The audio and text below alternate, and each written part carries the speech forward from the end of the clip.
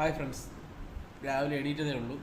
അപ്പം നമ്മുടെ ഈ ദാവീദ് എന്ന് പറഞ്ഞ സിനിമയെക്കുറിച്ചുള്ള കാര്യം പറയാനാണ് ഞാൻ ഇപ്പോൾ ഈ വീഡിയോ ചെയ്തത്. ദാവീദ് എന്ന് പറയുന്ന സിനിമ ഞാൻ ഇന്നലെ കണ്ടു. അതിഗംഭീരമായിട്ടുള്ള സിനിമയിലാണ് ഈ ഫീൽ ചെയ്തിട്ടുള്ളത്. ഫസ്റ്റ് ഹാഫൊക്കെ ചിലർക്ക് ലാഗ് എന്ന് പറയുന്നുണ്ട്. ഫസ്റ്റ് ഹാഫിൽ ഒരു ലാഗും ഇല്ല. ഫസ്റ്റ് ഹാഫൊക്കെ അവർ ബിൽഡ് ചെയ്തുകൊണ്ട് വന്നതാണ്, സിനിമയുടെ സ്റ്റോറി ബിൽഡ് ചെയ്തുകൊണ്ട് വന്നതാണ്.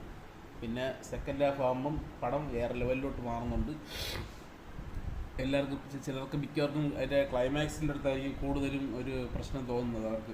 പക്ഷേ എനിക്ക് ക്ലൈമാക്സ് ഏറ്റവും നന്നായിട്ട് ഇഷ്ടപ്പെട്ടു. കാരണം സാധാരണ ഒരു സ്ഥലം നടക്കുന്ന ക്ലൈമാക്സ് അല്ല.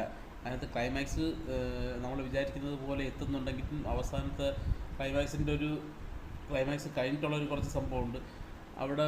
അത് നല്ലൊരു അതാണ് ലോജിക്ക്, സിനിമയുടെ ലോജിക്ക് അതാണെന്ന് എനിക്ക് തോന്നി. ആ ലോജിക്ക് ഇല്ലായിരുന്നെങ്കിൽ ഈ സിനിമ ചിലപ്പം ഒരു ആവറേജിൽ ഒതുങ്ങി പോകേണ്ട സിനിമയായിട്ട് പറയുന്നത്. പക്ഷേ ഈ സിനിമ ആ ഒരു ക്ലൈമാക്സിൽ ആ ഒരു പോർഷൻ എന്ന് വെച്ചാൽ ഞാൻ പറയുന്നില്ല, നിങ്ങൾ സിനിമ തിയേറ്ററിൽ പോയി തന്നെ കാണുന്നത്. അത് അങ്ങനെ ഒരു ക്ലൈമാക്സ് തന്നെയാണ് ഈ സിനിമയ്ക്ക്, ഇതുപോലത്തെ സിനിമയ്ക്ക് വേണ്ടത്. ഈ സിനിമയ്ക്ക് അല്ലെങ്കിൽ ഇത് മറ്റേ എല്ലാ സിനിമകളിലും കാണുന്ന പോലെ വില്ലനെ ഇടിച്ച് തോപ്പിക്കുകയോ ജയിക്കുകയോ നായകൻ കൈ കൊടുക്കുക പോവുക അങ്ങനത്തെ ഒരു രീതിയിലല്ല സിനിമ പോകുന്നതെങ്കിൽ അതൊരു സാധാരണ നോർമൽ സ്റ്റോറി പോലെ ആയിരുന്നു. പക്ഷേ ഇത് ആ സ്റ്റോറിയല്ല. ഇത്രയും ശക്തനായിട്ടുള്ളൊരു വില്ലൻ്റെ കൂടെ പോരടിച്ച് നിൽക്കുക, അങ്ങനെയാണ്. അത് ഞാൻ പറയണില്ല, നിങ്ങൾ സിനിമ തിയേറ്ററിൽ പോയത് കാരണം അത് സ്പോയിലറാണ്. അല്ലെങ്കിൽ വേണ്ട, ഇപ്പം ഇവിടെ വെച്ച് നിർത്തുക. നിങ്ങൾ സ്പോയിലർ കണ്ടന്റ് ഉണ്ട് ഇനി അങ്ങോട്ട് പറയുന്നതിൽ. ഈ സിനിമ കണ്ടവരടുത്താണ് പറയാനുള്ളത്. അപ്പോൾ ഈ സിനിമയിൽ ക്ലൈമാക്സിൽ ഒരു ഇതുണ്ട്. 5 റൗണ്ടിൽ കൂടുതൽ ആ വില്ലൻ്റെ കൂടെ ആരും ഇതുവരെ ഇൻ്റർനാഷണൽ ഫൈറ്റിൽ ഒരാൾ നിന്നിട്ടില്ല. 12 റൗണ്ട് വരെയും പെപ്പെ ഇടിച്ച് നിന്ന് 12ാമത്തെ റൗണ്ടിൽ കൂടുതൽ ഇടി കിട്ടിയത് വില്ലനാണ്. പക്ഷേ ഏറ്റവും കൂടുതൽ റൗണ്ട് ജയിച്ചത് വില്ലനായതുകൊണ്ട് വില്ലൻ ആ കളിയിൽ ജയിക്കുന്നു. പക്ഷേ ജയിക്കാൻ വേണ്ടിയാണ് ഇവർ രണ്ടുപേരും മത്സരിച്ചത്. പക്ഷേ ജയിക്കുന്നത് വില്ലനാണ്.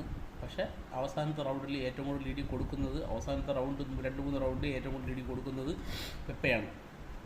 പക്ഷേ അവിടുത്തെ പെപ്പെ ജയിച്ചു എന്ന് പറഞ്ഞു കഴിഞ്ഞാൽ അതിനകത്തൊരു കാര്യമില്ല. കാരണം ഇൻ്റർനാഷണലി ഇത്രയും മെഡൽ വാങ്ങി അല്ലെങ്കിൽ ഒരു കളി തോക്കാതെ എല്ലാവരും നോക്കൗട്ട് ആക്കുന്ന ഒരു വില്ലനെ 12 റൗണ്ട് വരെ ഇടിച്ച് നിൽക്കുക എന്ന് പറയുന്നത് തന്നെ വലിയൊരു ഹീറോയിസമാണ്. വെറും 45 ദിവസത്തെ ട്രെയിനിങ് കൊണ്ട്, അല്ലാതെ 45 ദിവസത്തെ ട്രെയിനിങ് കൊണ്ട് വില്ലനെ ഇടിച്ചിട്ട് മറ്റേ പെപ്പെ ഇങ്ങനെ സ്ലോ മോഷനിൽ നടന്നു വരുന്നത് കണ്ടു കഴിഞ്ഞാൽ ചിലപ്പോൾ ചിലർക്ക് ഇഷ്ടപ്പെടും. പക്ഷേ അതൊരു നോർമൽ കഥയായിരിക്കും. പക്ഷേ ഇതാണ് അതിൻ്റെ ഏറ്റവും മെയിനായിട്ട് വേണ്ട കഥ. അപ്പം നിങ്ങളുടെ അഭിപ്രായം എന്താണെന്ന് കമൻറ്റ് ബോക്സിൽ ഇടുക. സിനിമ കണ്ടവരാണെങ്കിൽ അതിൻ്റെ കമൻറ്റിലിടുക. ഓക്കെ, നന്ദി, നമസ്കാരം.